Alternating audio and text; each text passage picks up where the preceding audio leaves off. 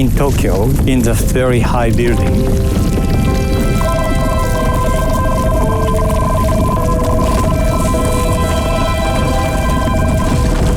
I suddenly felt the movement of building.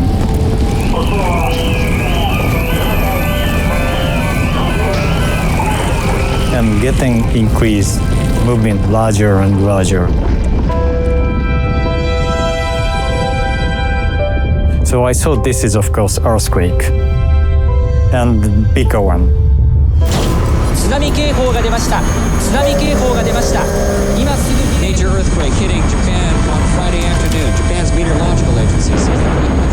I saw the news and I saw the huge tsunami, and I was very surprised and start thinking what we should do as scientists.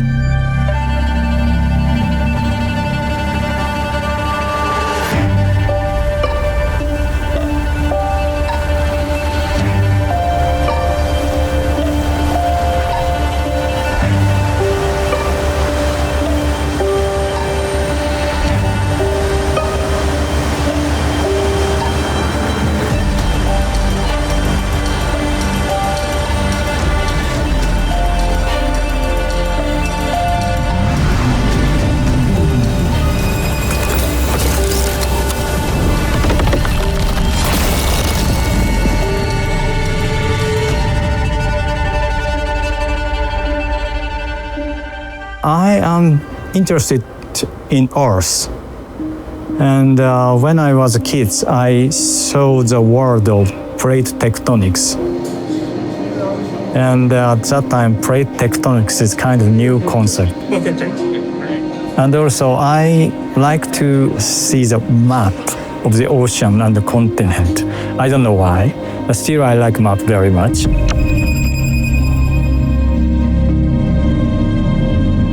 My goal is to understand the subduction process. So to do that, we have to choose the correct tool in the correct timing. Right now, Chikyu is one of the best tools to get the sample from the fault.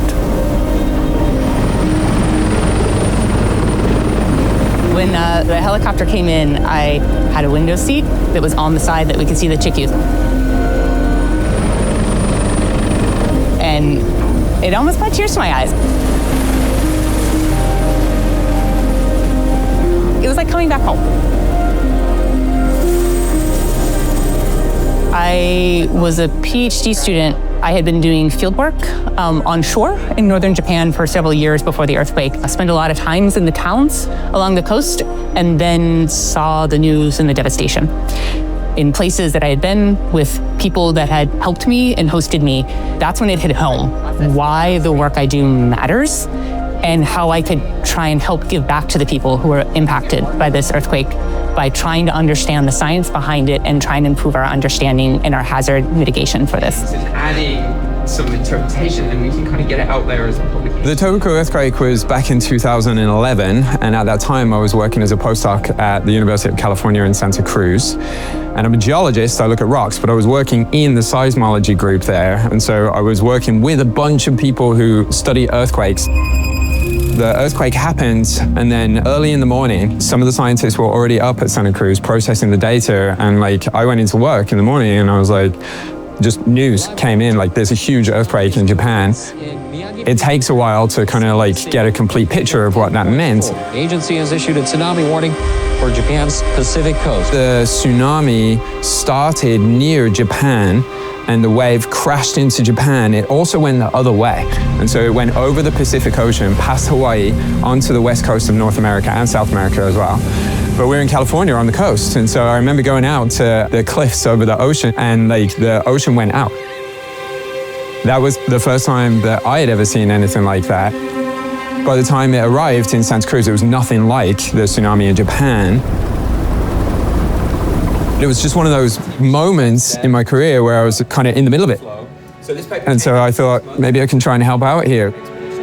Less than a year went by, and then I applied to go on the drilling expedition for JFAST. Spent 2 months at sea. I was involved in the ongoing research after the expedition as well.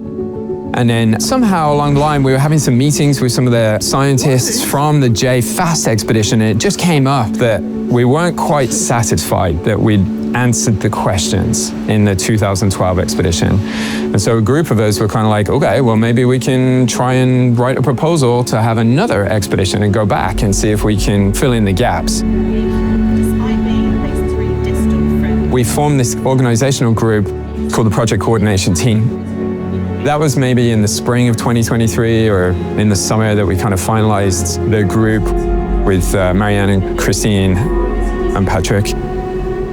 I'm kind of a combination of a scientist, a little bit of an engineer. I work in an engineering college at Cornell University. So I do things a lot with fluids, hydrology, things with heat, but also those things and how they relate to rock mechanics and geomechanics. So together, those kind of different fields, I'm all within there. I'm very much learned from ocean drilling, all of the bits and bobs that go into these things. Learned a lot about being creative and building an observatory, taking things off the shelf, building things to be able to do this types of science that we do. I'm Julius, and again, it is difficult to predict the earthquake, but on the other hand, we can sometimes answer to what's happened, what is the mechanism of the large shallow slip. And personally, I'd like to examine the healing state using the fault zone material. Last time, I performed a high-velocity evolution experiment to understand why large slip occurred during Tohoku earthquake. This time, I would like to perform a so-called slide-hold slide test to examine relationship between changing friction strength against hold time, equivalent to the healing time. If we can establish such kind of equation, then we can input 30 years later or 100 years, and then I'd like to know the timing of the next huge earthquake. I didn't really like mathematics, but I was really keen on physics. So everything that touched experience, try to understand why temperature changes, why things changes. I was always wondering, and I wanted to see and understand what was going on. And I was on this boat on the very first expedition, and I arrived and I barely knew nothing about subduction zone. I mean, I knew the name, but I knew nothing about it. And I was sitting next to somebody, quite experienced researcher, and I told him, yeah, sorry, but I know nothing about subduction zone. Can you just tell me what you read or something like that? And we had a lot of time in front of us. And he was like, yeah, sure, so you should read this. And this is when I realized that I was reading a book, like one of the Bible of the subduction zone, that was actually written by Casey Moore, the guy that I was talking to. And so this is how I started. Like, I was like, wow, that's super cool. Oh, this it works. Okay, right. And then I get into it, and I never went away from this. What the engineers and the drillers are doing here is really at the edge of what's possible with the drill ship. And this ship, I think, is the only one in the world, for scientific drilling certainly, but maybe generally, that's able to drill in these water depths. So 7 kilometers of ocean is between us and the seafloor. It's astonishing how far it is and what they're able to do.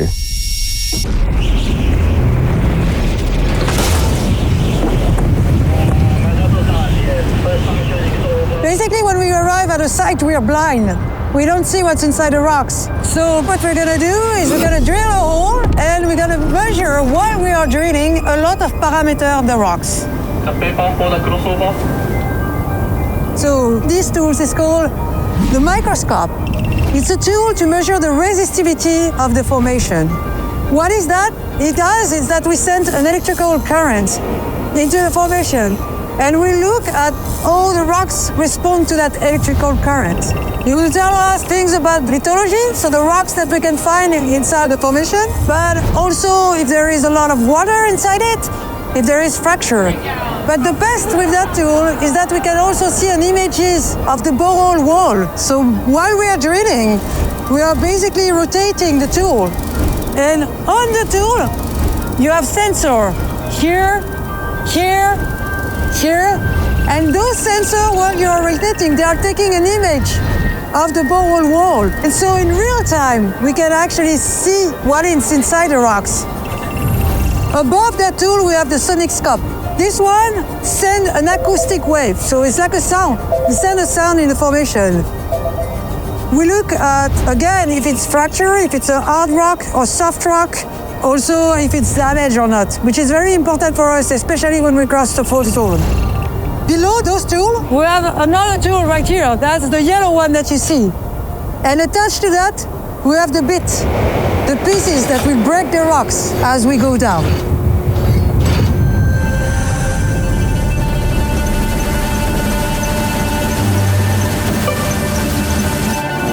The logging while drilling will provide information about the state of stress, for instance. This is very important for us to understand if we are, at the moment, in a new step of the seismic cycle, and if we are adding more stress on the rocks than before. So this is one of the things that we are looking for. But the way science works is that you propose an idea based on the data and the observation that you've made.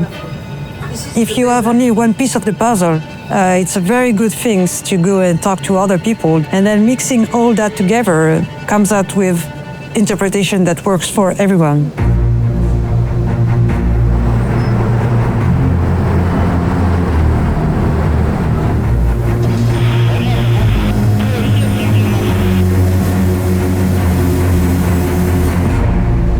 Okie dokie, we are going to spot.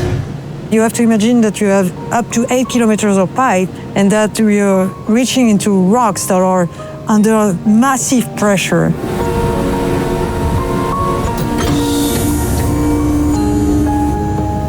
And you're drilling, but the wall is 7 kilometers away from you. And you're on a boat, and you can only change the velocity of the drill, put more weight on it. They are feeling the rocks. And when you start to talk with drillers and you say, hey, I've seen on the data that something has changed. Say, yeah, I felt it.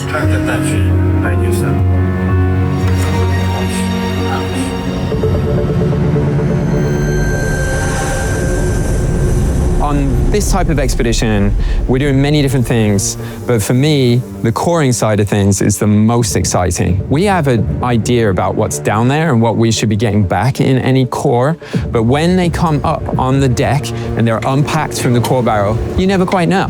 Here, by accessing the fault, we are hoping to be able to evaluate what does it take to move one part of the Earth's crust past another part of the Earth's crust. And what I mean by that is like how much you have to push it, what's the stress acting on the rock and acting on the fault, and how much does it take to be able to get the earthquake to move this enormous distance. So we're here right on top of the fault that slipped by many tens of meters during the Tohoku earthquake and displaced the seafloor and generated the giant tsunami that devastated the coast of Japan. And we are doing this in 2 locations. One location is on the rocks and the sediments that overlie the Pacific plate before they kind of enter the damage zone or the collision zone where the 2 plates meet, so that we know what they look like before anything happens. And then our second site is going to be across that fault zone, across that damage zone where the 2 plates meet, so that we can kind of see the before and after. I will be a very happy co-chief if we are able to recover rocks from the fault zone, from the plate boundary itself. It's a good part. If we can get all of the rock units at this site across the fault and a site on the incoming plate, this will be the first time that we have both the reference, undeformed, and the deformed site within close proximity to one another. This is essential for us understanding kind of the earthquake processes here. Other updates or questions? Once a core arrives on the ship, a certain number of things happen to it to prepare it for analysis. we have a team of people who then take turns to do lots of different kinds of measurements on it. Other people at the same time are looking and trying to understand what the materials are made of, how they're arranged with respect to each other, have they been mixed up by all the tectonic activity here in some way. And then there's other people who are trying to understand these complicated rocks. Where have they come from? What are they made of? Like, do we understand them here where they are today compared to their lifetime where they were formed previously? So these cores have come up from some hundreds of meters below seafloor. They've been assessed for various physical properties, and we've looked at them and tried to figure out what they're made of and where there are variations in them. Scientists are now taking samples so that they can take little pieces of this and take them back to their labs back home and do different kinds of analyses that we can't do on board the ship. So this is for their personal research after the expedition. One of the magical things about ocean drilling and about the Chikyu is that you become like a family here, and everyone's working together. Having conversation all the time. You can't get them to stop talking about science and about fun and life.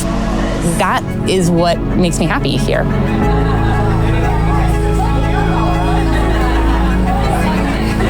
I am the probably oldest person in the scientific team, and I'm very much enjoying watching the people, young people discussing, and the co-chief leading the discussion and so on. So I'm very happy to see that.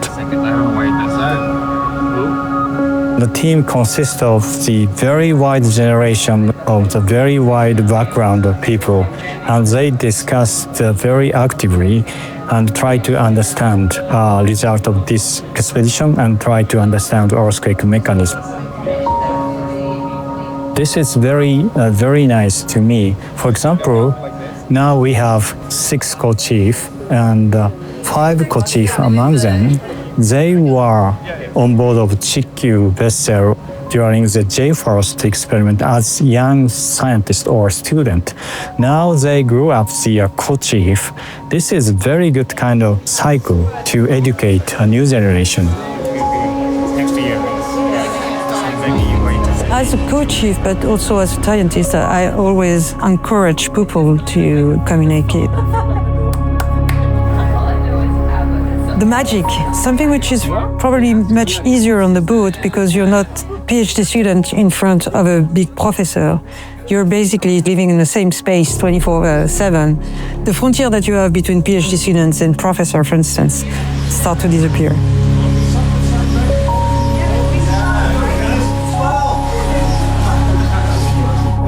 Good thing for ocean drilling, they are sending many expertise, like structural geology, sedimentologist, geochemist. And for example, so we identified a fault here based on changing structure or changing lithology or changing chemistry. We discuss in front of the core. But such exciting discussion is very good. So I think earth scientists are pretty remarkable, creative thinkers. They can see a thin section, a little tiny microscopic image of something, and they can think about the whole system. But it's really complex. And that's why we're back here after JFAST. We want to get more understanding of this small little site where there's a lot of slip. What does it really look like? A little bit more in 3D. And for me, this was really the trigger that sort of got me thinking about this.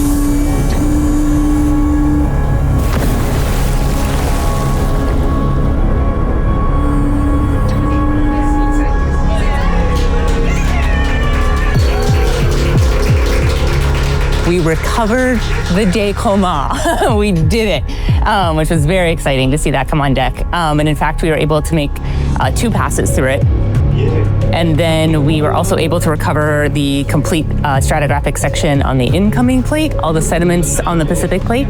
And right now we're gearing up towards trying to go for the basalts of the incoming plate and at 2 sites. So we're on track. I've never seen anything like this. This is what we came for, and it's been worth the wait. You know, we were hoping to get the core back with some basalt on it, but then to have all this extra stuff going on, this is what we were waiting for.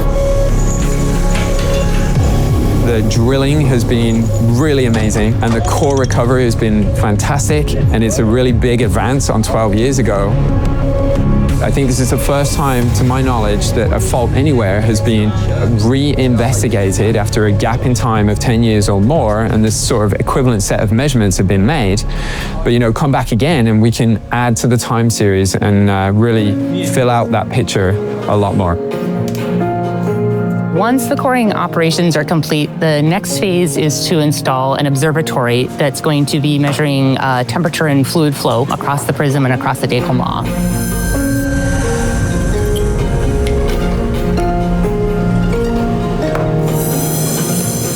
Both the logging and the coring data have been instrumental in helping us design that observatory. So the outline of the expedition was set up intentionally to have the logging while drilling first to give us that first look, and then the coring, and then use that to design our observatory.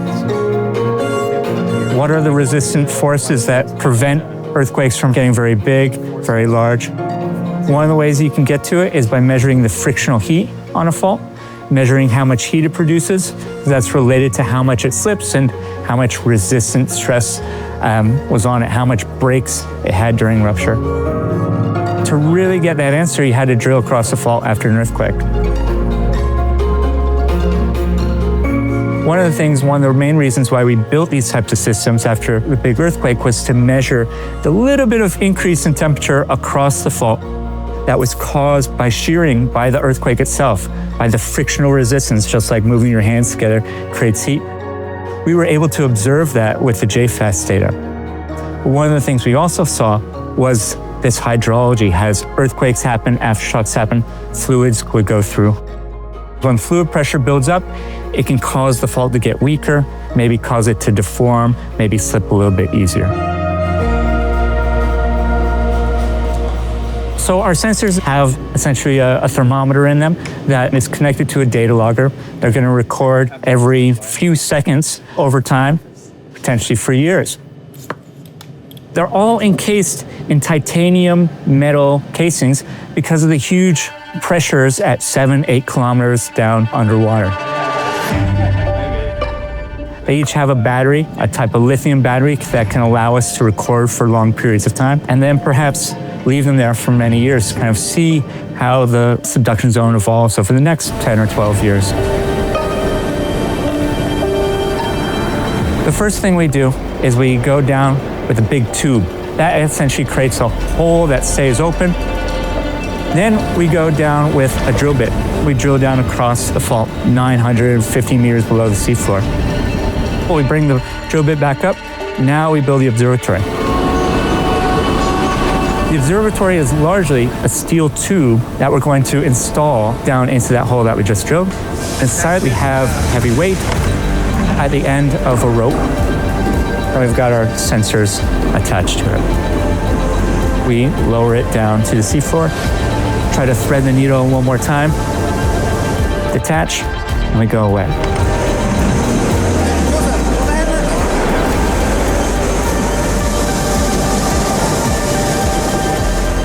Some of the things that we're trying to see with the observatory may be able to contribute and kind of make a more integrative understanding of the subduction zone.